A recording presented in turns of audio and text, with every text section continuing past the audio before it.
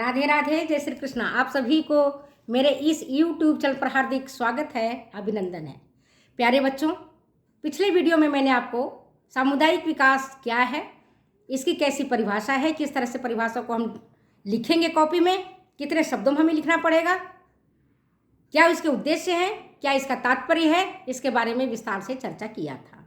आज की इस वीडियो में मैं आपको सामुदायिक विकास के संगठन के बारे में बताऊंगी। दो चीज समझना पड़ेगा आपको। सामुदायिक संगठन एक अलग चीज है और सामुदायिक संगठनात्मक रूप या संगठनात्मक ढांचा ये अलग है। अगर एग्जाम में आता है कि सामुदायिक संगठनात्मक ढांचा का वर्णन कीजिए, तब हमारा क्वेश्चन अलग हो जाएगा और उसका उत्तर भी अलग हो जाएगा। इसलिए क्वेश्चन को पहले ध्यान से पढ़ना, अच्छे से पढ़ना, देख के पढ़ना कि सामुदायिक विकास कार्यक्रम के संगठनात्मक ढांचा के बारे में उल्लेख कीजिए, तब हम इन 5 स्तरों के बारे में उनको बताना पड़ेगा। 5 स्तर कौन है? पहला स्तर है राष्ट्रीय विकास परिषद के बारे में जानकारी देना है। दूसरा है राज्य विकास परिषद, स्टेट डेवलपमेंट काउंसिल के बारे में। तीसरा है जिला नियोजन समिति, डिस्ट्रिक्ट प्लानिंग कमेटी के बारे में। चौथा है प्रखंड विकास समिति, ब्लॉक डेवलपमेंट कमेटी के बारे में। और 5वां है ग्राम विकास समिति, विलेज डेवलपमेंट कमेटी के बारे में हमको विस्तार से जानकारी देनी होती है। लेकिन अगर एग्जाम में यह आए सामुदायिक संगठन क्या है, तब सामुदायिक संगठन के बारे में जब हम बात करेंगे तो हमें 3 आधारित संस्थाओं की जरूरत होती है डिस्कस करने के लिए। पहला है ग्राम पंचायत, दूसरा है सहकारी समितियां और तीसरा है विद्यालय। इनके बारे में हमको जानकारी देनी पड़ेगी। इन तीनों चीज़ों के बारे में आपको जानकारी मैंने दिया हुआ है। पंचायत किसको कहते हैं, सहकारी समितियां क्या है और विद्यालय क्या है। इसके बाद आप जानते हो कि गाँव में कोई भी कार्यक्रम अगर चलाना है और सफल बनाना है तो आपको गांव में जो विद्यमान संगठन है उनसे संपर्क स्थापित करना पड़ेगा, उनके साथ रिपोर्ट स्थापित करना पड़ेगा, मधुर संबंध स्थापित करना पड़ेगा, तभी सामुदायिक विकास कार्यक्रम को सफल तरीके से आप चला सकते हैं, अन्यथा नहीं चला पाएंगे। आपको पता है गांव में पुरुष का अलग संगठन है, महिलाओं का अलग संगठन है, पुरुष का अलग मंडल है, महिलाओं का अलग महिला मंडल है। तो उनके साथ हमें संपर्क स्थापित, प्रसार कार्यकर्ता को संपर्क स्थापित करना पड़ता है और काम को आगे बढ़ाना पड़ता है। इसके लिए क्या करना पड़ेगा? कई स्टेप्स हैं। पहला स्टेप्स है स्थितियों का विश्लेषण करना, एनालाइज द सिचुएशन। स्थितियों का विश्लेषण करने से मतलब है कि ग्रामीणों की वर्तमान अवस्था को जानना, उनकी समस्याओं को समझना, उनकी आवश्यकताओं को पहचानना। जब तक ग्रामीण लोगों की आवश्यकताओं को आप नहीं पहचानेंगे तब तक आप कार्यक्रम को ठीक प्रकार से नहीं कर पाएंगे। समझ गए बात को? तो ये जरूरी है कि उनकी क्या समस्याएं हैं, उनका समाधान कैसे किया जाना है,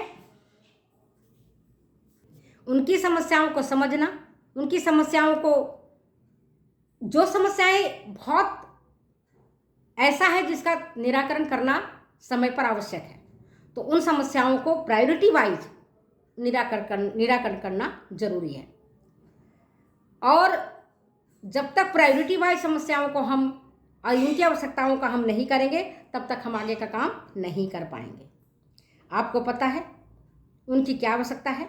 जैसे गांव में शुद्ध पेय जल की कमी है, या नाली का निकास की एक बड़ी समस्या है, या तालाब बनाना है पानी पीने के लिए या जल संरक्षण के लिए, स्कूल की व्यवस्था करनी है, कॉलेज की व्यवस्था करनी, गाँव में क्या चाहिए, इन समस्याओं को एक एनालिस्ट करना होता है, सूची बनानी होती है। उसमें से जो बहुत इंपॉर्टेंट होता है प्रायोरिटी वाइज उनको हमको करना पड़ता है। ठीक है।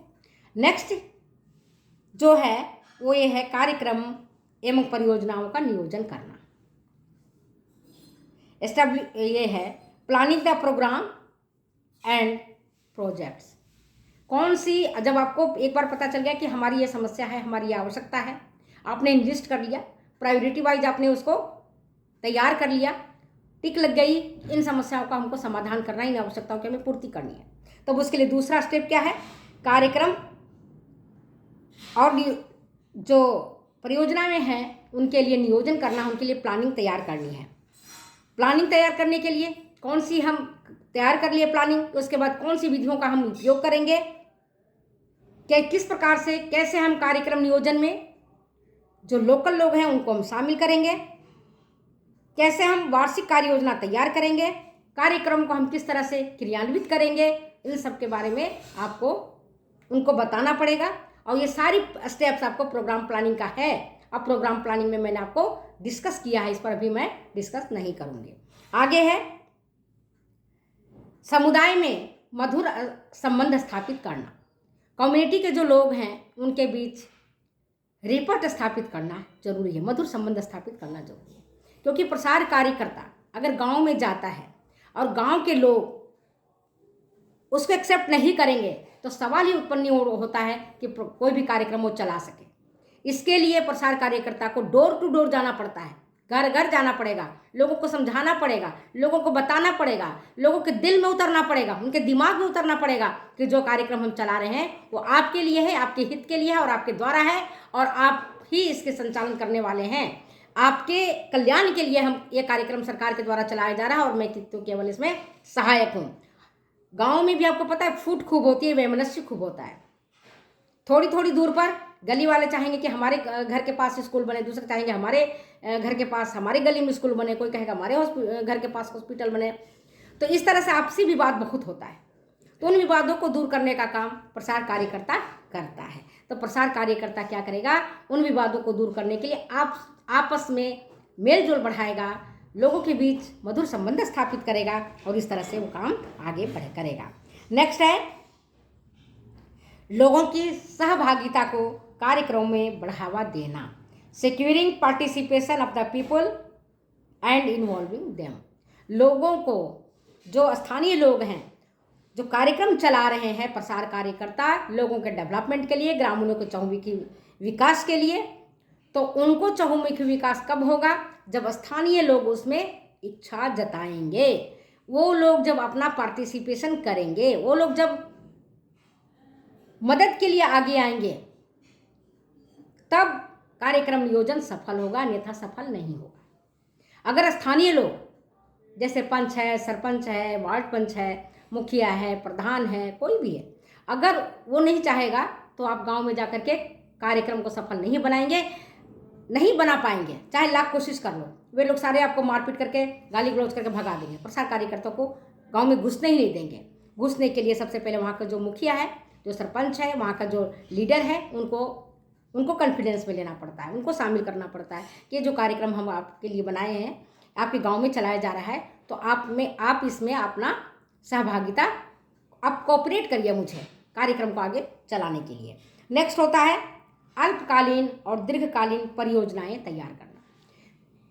सबसे पहले छोटे छोटे प्रोजेक्ट्स चलाए जाते हैं गाँव में, और जब वो प्रोजेक्ट सफल हो जाते हैं तब फिर एक बड़ा सा प्रोग्राम चलाया जाता है दीर्घकालिक। अल्पकालिक तो हुआ 15 दिन, 20 दिन, 1 सप्ताह जो चलाए जा रहे हैं। जैसे मान लो कि अभी सर्दी का मौसम है, डेंगू का प्रचार प्रसार खूब हो रहा है, लोग डेंगू से ग्रस्त हैं या मलेरिया से ग्रस्त हैं, तब प्रसार कार्यकर्ता क्या करेगा, डेंगू से बचाव के लिए या मलेरिया से बचाव के लिए लोगों को, जो डॉक्टर हैं या जो सब्जेक्ट मैटर स्पेशलिस्ट है, उनको बुला करके शिविर लगवा सकता है, कैंप लगवाएगा, जिसमें लोगों को बुलाएगा, उनके बीमारियों का निदान होगा, उन्हें मेडिसिन मिलेगी, उनको सुझाव मिलेगा, उन्हें सलाह मिलेगा।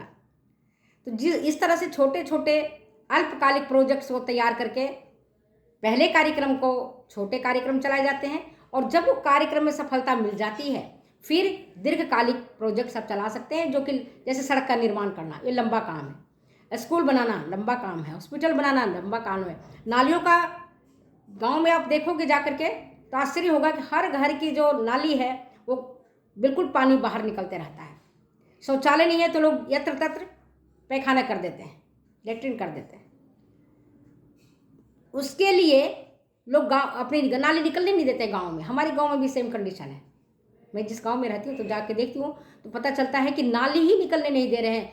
एक घर से नाली निकलेगा, दूसरा जाके बंद कर देगा कि मैं अपने खेत से नाली निकलने नहीं दूंगा, मैं अपने घर के पास से नाली निकलने नहीं दूंगा। उस चक्कर में लड़ाई हो जाती है, मारपीट हो जाता है, लाठी लठोगल हो जाता है, मैंने देखा हुआ अपने आंखों से। तो उनके लिए जो अल्पकालीन है परियोजनाएं तैयार करते हैं, इसके बाद दीर्घकालीन परियोजनाएं तैयार होता है और कार्यक्रम को सफल बनाया जाता है। नेक्स्ट होता है प्रभावी संचार माध्यमों का विकास करना। जो कार्यक्रम आप चला रहे हैं उसके लिए आप किस तरह का टीचिंग मेथड्स यूज करेंगे जिससे कि उनके दिमाग पर वो चीज़ छपे और आपकी बात मानने को तैयार हो जाए। अगर हम केवल लेक्चर मेथड आपको बताते हैं, आप मेरी बात को सुनते हैं, तो स्मरण शक्ति कम होता है, थोड़े 1-2 दिन में आप भूल जाएंगे। लेकिन अगर हम इसी चीज़ को, जो हम चीज़ें आपको बता रहे हैं, अगर हम ऑडियो विजुअल एड्स के माध्यम से बताएं आपको सारी एक एक पॉइंट को, एक एक बिंदु को, तो आपको लंबे समय तक याद रहता है। जैसे नुक्कड़ नाटक है, आप देखते हो तो याद रहता है। आप टीवी में कोई कार्यक्रम देखते हैं तो आपको याद रहता है। अगर आप सिनेमा में देखते हैं तो आपको याद रहता है। क्यों रहता है? क्योंकि वो ऑडियो विजुअल एड्स है। ऑडियो में सुनने वाला, जैसे रेडियो वगैरह उसमें सुन सकते हैं, देख नहीं सकते हैं। टेप रिकॉर्डर है, ऑडियो एड्स है। वही नुक्कड़ नाटक हुआ, उसमें देखते भी हैं सुनते भी हैं। ड्रामा है, देखते भी हैं सुनते भी हैं। टेलीविज़न है, देखते भी हैं सुनते भी हैं। तो वो हो गया हमारा ऑडियो विजुअल एड्स। तो इसके बारे में मैं आपको अलग से क्लास लूँगी। AV एड्स कितने प्रकार के होते हैं, क्या फ़ायदा उनके हैं, क्या उसकी सीमाएं हैं, अलग से क्लास होगा। इसके बाद आता है संगठन माध्यमों का विकास और प्रयोग करना। संगठन माध्यम, गांव में भी आप जानते हो कई तरह के संगठन होते हैं। कई लोग NGO चलाते हैं गांव में, वृद्धाश्रम चलाते हैं, वात्सल्य चलाते हैं, अनाथाश्रम चलाते हैं, और लोगों के उत्थान के लिए कई सारे ऑर्गेनाइजेशंस बनाते हैं। गैर सरकारी संगठन के माध्यम से आप कार्यक्रम को सफल बना सकते हैं। तो उसके लिए आपको क्या करना पड़ेगा? उन संगठनों को अपने साथ मिलाना पड़ेगा, उनके पास जाना पड़ेगा, अपनी समस्याओं को उनको बताना पड़ेगा, उनके अनुभव को खुद को लेना पड़ेगा, और तब जाकर के हम बातों को समझेंगे। और लास्ट जो है नेतृत्व का विकास करना। प्रोग्राम अगर सफल करना है तो वहाँ के नेताओं को कॉन्फिडेंस में लेना पड़ेगा और फिर काम को करना पड़ेगा। तो जो नेता होते हैं, आपको पता है नेता की बात सभी मानते हैं। अगर मैं कुछ कहूँ तो शायद आप मेरी बात को ना माने, लेकिन अगर आपके गांव का नेता कह देंगे तो आप मानोगे। तो इसी तरह से जैसे कुछ, अब नेता भी कई प्रकार के होते हैं, आपको पता है। कुछ नेता तो ऐसे होते हैं जो जिनके बाप दादा शुरू से नेता बन के आए हुए हैं, तो वो नेता है। दूसरे ऐसे नेता होते हैं जो ऑक्यूपेशनल होते हैं, व्यावसायिक होते हैं। जैसे शिक्षा का अलग नेता है, बिजली विभाग का अलग नेता है, पानी विभाग का अलग नेता है, कर्मचारियों का अलग संगठन है। और तीसरा होता है जो जन्मजात होता है, इनबॉर्न होता है, उनका कोई आधार नहीं होता है, लेकिन वो नेता होते हैं। तो आज मैंने आपको सामुदायिक संगठन के बारे में विस्तार से चर्चा किया है। नेक्स्ट वीडियो में मैं आपको सामुदायिक संगठनात्मक ढांचा के बारे में विस्तार से चर्चा करूंगी, ताकि आप समझ जाए कि दोनों में क्या अंतर है। और एग्जाम में क्वेश्चन देने से पहले दोनों चीज़ों को समझो, उसके बाद आंसर लिखना शुरू करना, अन्यथा सारे गलत हो जाएंगे। ओके बाय, फिर मिलते हैं अगली वीडियो में अगली बातों के साथ। तब तक दो इजाज़त जाने की। Okay bye.